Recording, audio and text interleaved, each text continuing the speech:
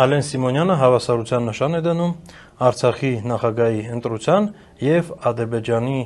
արևմտյան, այսպես կոչված արևմտյան Ադրբեջանի պահանջների միջև։ Ուրեմն հետեւյալն է տեղի ունենում։ Եթե դա նույն բան է, ապա ուրեմն Ալիևը արդարացի է եւ եթե Ալիևը վաղը հարձակվի, ինքը կարող ասի՝ մի րոպե, Ալեն Սիմոնյանը ասել է, որ այնտեղ ինչ որ հայերը դժգոհ են կամ արցախցիները նախագահ են ընտրում Արցախյան գաղութային խորհրդարանում։ Ուրեմն ես իրավունք ունեմ։ Եվ այսպիսով